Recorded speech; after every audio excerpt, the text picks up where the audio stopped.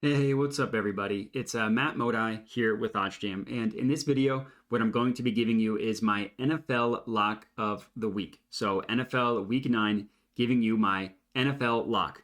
I used to do this with the NBA. I would come out with my lock of the day for the NBA, so testing this out for the NFL as well. And of course, the most important thing when I go into deciding what I'm going to decide as my lock of the day, in this case, lock of the week for the NFL, I make sure that I go in to OddsJam, check out the positive expected value page. So when you are using OddsJam and using the positive EV page, it's an incredibly helpful and profitable tool. So the way it works, and this is not my lock to confirm, but I do want to talk to you about how the math works first.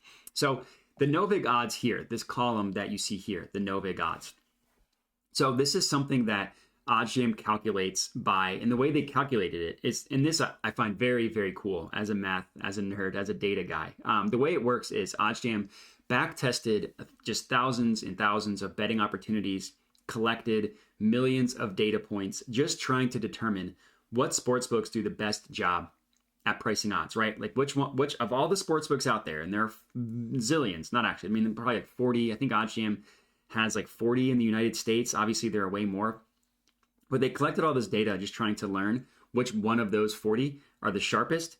And then what they did was remove the VIG from all of those sharp sports books using a weighted average. So I think it's kind of cool because it's basically like, hey, over the course of time, all this historical data, which one of you sports books do the best job at pricing odds? Because odds, as you know, as a sports bettor, constantly changing from book to book. So which books consistently do the best job? And in terms of the VIG, the no VIG odds, the way that works is, so if you look at a standard market, you see minus 110 each way, right? You're scanning through a sports book, you see the over or the under priced at minus 110. So the math behind that, and this is explaining what the VIG is if I bet $100 on the over, whatever it is, over at minus 110 odds, and that bet wins, I will get a payout of $190. I'll get my $100 back in risk, and I'll get my $90 back, or I'll win $90 in profit, roughly $190. The loser of that, let's say they also risk $100, loses all 100 of that. So the sports book collects $200, my 100 and your 100, but they only pay out 190. So that $10 gap, right, between the sports book, what they collect and what they give out, that's the VIG, that's the juice, that's the quote unquote tax that sports books price odds. So removing that VIG gives you an accurate representation of what the sportsbook truly views a market, right? When they're not trying to make money, just what do they truly view a market to be priced at?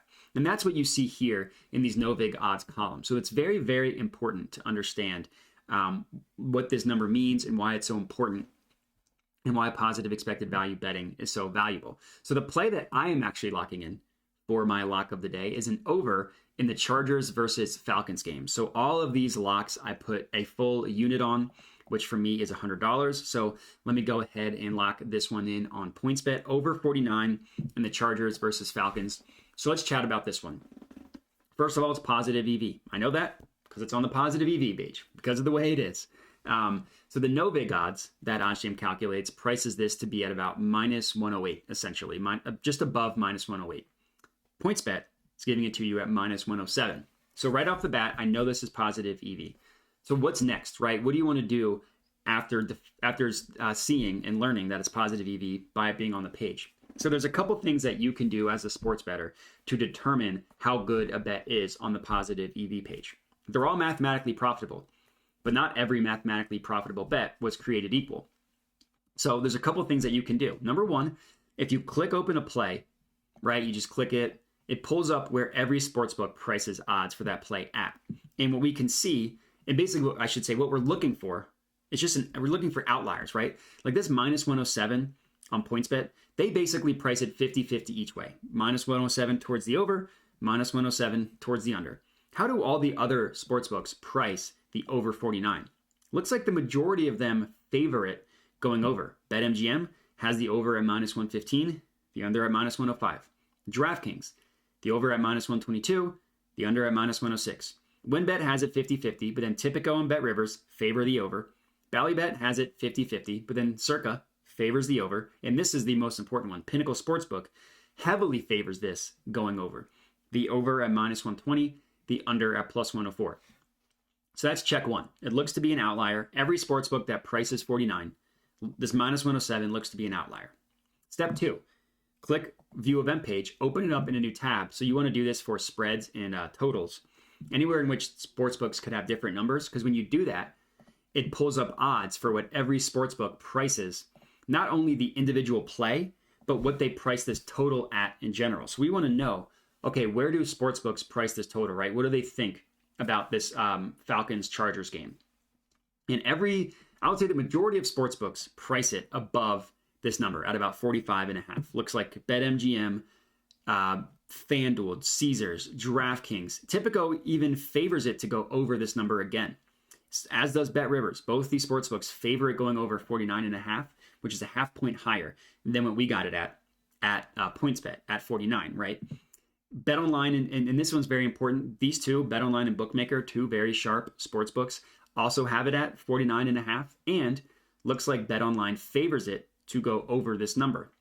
Circa, FoxBet, PlayUp, they have it at 49.5, as does Pinnacle. And Pinnacle also favors it to go over this number. So every sportsbook, every single sportsbook either prices it at 49.5 even money, or favors it to go over, or has it at 49 and also favors it to go over. And this shows you the importance of line shopping, shows you the importance of being signed up for every sportsbook, because the more you're signed up with, the higher chance you have of getting a positive expected value bet. If I wasn't signed up with PointsBet, I would not have had this positive EV bet. I simply wouldn't have had it. And if I wasn't signed up for all these other books, then I wouldn't have had such a wide comparison of all the other sports books and what they price it. Now, a couple of things to note here. I understand that beating the closing line, like 49.5 to 49, beating it by half a point might not seem like a lot, but trust me, for a sport like the NFL that is so heavily bet, finding an edge, even by half a point or a full point, is so valuable. It can literally be the difference between winning 50% of your bets, which you will lose money. If you win 50% of your bets at minus 110 or minus 107 odds, you will lose money. If you win 55% of your bets at those same exact odds, you will make money. Beating the closing line by half a point can literally be the difference between not making money and making money. That stuff is incredibly important.